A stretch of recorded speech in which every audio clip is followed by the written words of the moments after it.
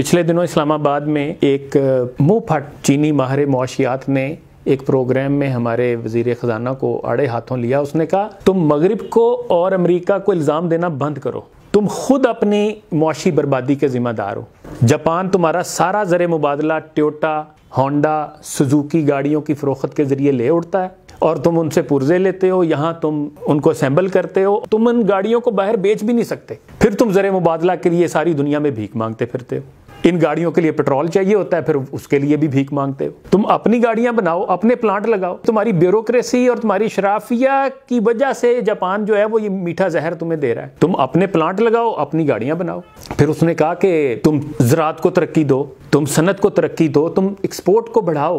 Where there از ول دیر از وے۔ نیت صاف منزل آسان۔ کام کرنا ہو تو 100 راستے ہیں نا، لیکن لگتا یہ ہے کہ ہماری نیتیں صاف نہیں ہیں، کام ہم کرنا ہی نہیں چاہتے۔ غور طلب بات یہ ہے کہ وہ قوم جو ایٹم بم بنا سکتی ہو، جو میزائل ٹیکنالوجی بنا سکتی ہو، جو ٹینک بنا سکتی ہو، جو جنگی جہاز بنا سکتی ہو، وہ موبائل فون نہیں بنا سکتی، وہ گاڑیاں نہیں بنا سکتی، وہ لیپ ٹاپ نہیں بنا سکتی۔ اس نے کہا چین کو ماڈل مت بناؤ، چین کو کاپی مت کرو، تم چین کبھی نہیں بن سکتے کیونکہ اس کے لیے بڑی قربانی اور سخت ڈسپلن کی ضرورت ہے۔ پھر اس نے کہا تم مراکش کو اپنا ماڈل بناؤ، وہ دنیا میں تیزی سے ترقی کر رہا ہے، اپنی صنعت کو ترقی دے کر، اپنی زراعت کو ماڈرن کر کے، اور آج اس کی گاڑیاں جو ہیں وہ ساری دنیا میں خریدی جا رہی ہیں۔ میں کہتا ہوں جو کھری کھری سنا دی اس نے، کوئی غیرت ہو نا، تو میں تو یہ فیل کر رہا تھا کہ یہ ایسے ہی ہے جیسے چوک میں کھڑا کر کے جوتے مار دینا کسی کو۔ اگر ہم میں غیرت ہو تو غیرت ہے بڑی چیز، جہانے تگ و دو میں پہناتی ہے یہ درویش کو تاج سر دارا، لیکن وہ غیرت ہم لائیں کہاں سے؟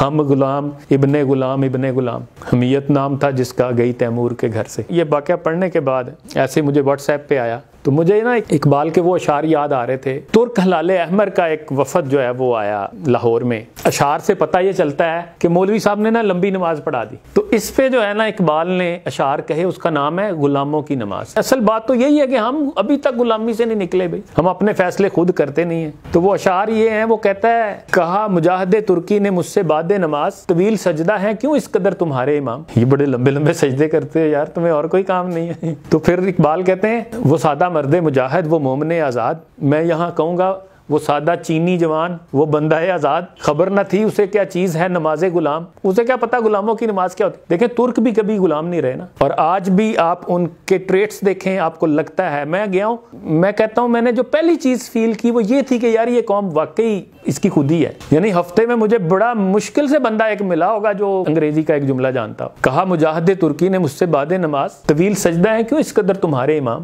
وہ سادہ مرد مجاہد وہ مومن آزاد، خبر نہ تھی اسے کیا چیز ہے نماز غلام۔ ہزار کام ہے مردان حر کو دنیا میں، جو آزاد لوگ ہوتے ہیں ان کو بڑے کام ہوتے ہیں، انہی کے ذوق عمل سے ہیں امتوں کے نظام۔ بدن غلام کا سوز عمل سے ہے محروم، کہ ہے مرور غلاموں کے روز و شب پہ حرام۔ غلاموں کو تو پتہ ہی نہیں ہوتا ان کی کیا پلاننگ ہوگی، بھئی وہ تو آقا نے جو کہا ہے وہ کریں گے، بس دیٹس آل، یہی ہماری زندگی ہے۔ وہ تو آزاد لوگ ہوتے ہیں جو پلاننگ کرتے ہیں، جو لانگ ٹرم سوچتے ہیں، جو مستقبل کا سوچتے ہیں۔